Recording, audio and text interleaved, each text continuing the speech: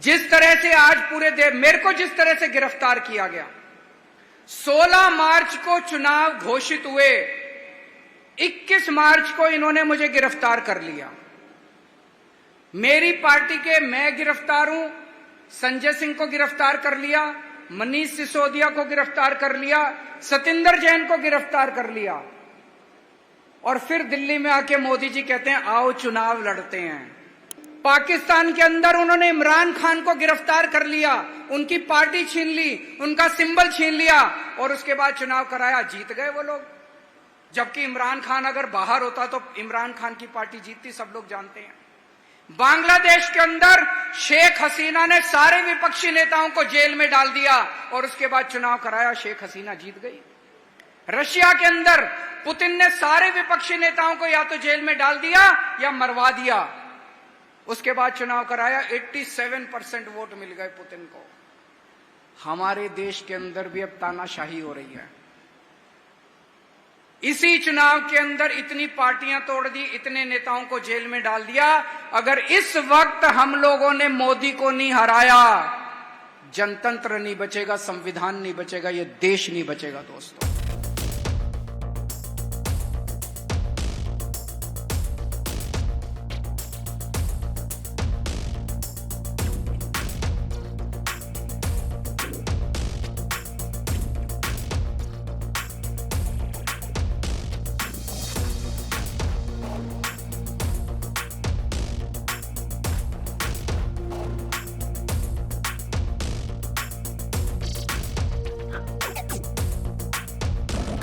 कुर्बानी मान, पता नहीं कितने पंजाब के लोग देश को आजाद कराने के लिए शहीद हो गए।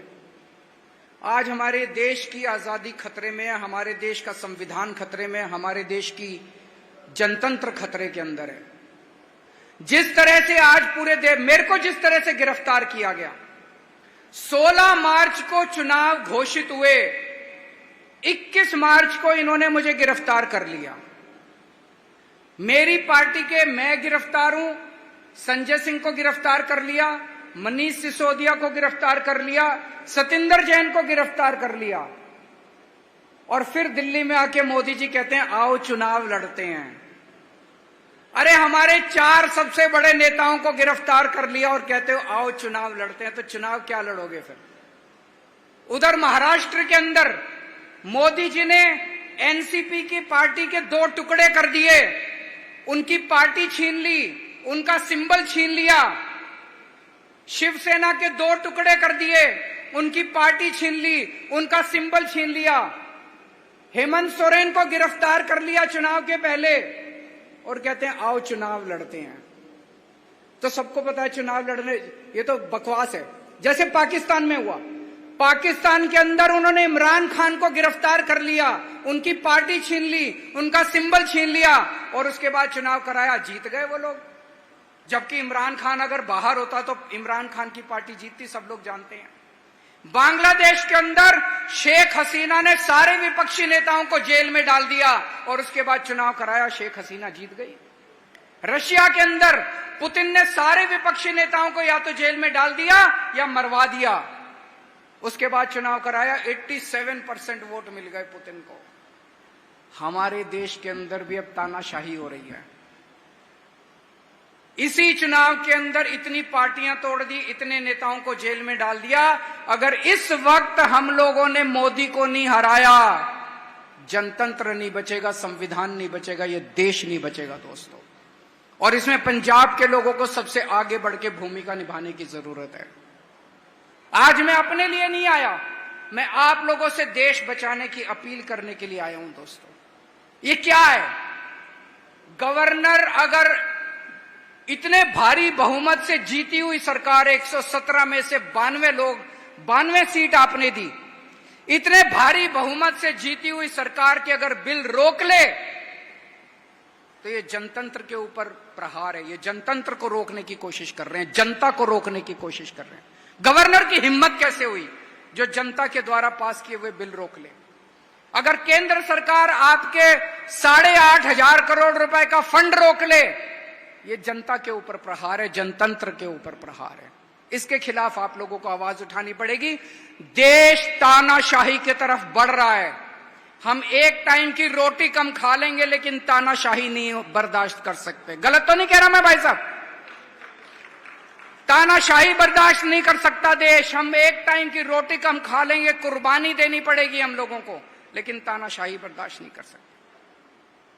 और इनके अहंकार का आलम देखिए।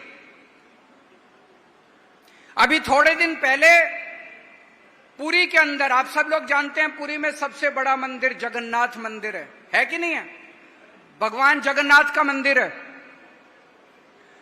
इनके जो राष्ट्रीय स्पोक्स पर्सन है भारतीय जनता पार्टी के संबित पात्रा, जगन्नाथ, भगवान जगन्नाथ, जगन्नाथ मतलब जगत के नाथ, पूरी ब्रह्मांड के नाथ, सृष्टि के नाथ, सृष्टि के भगवान।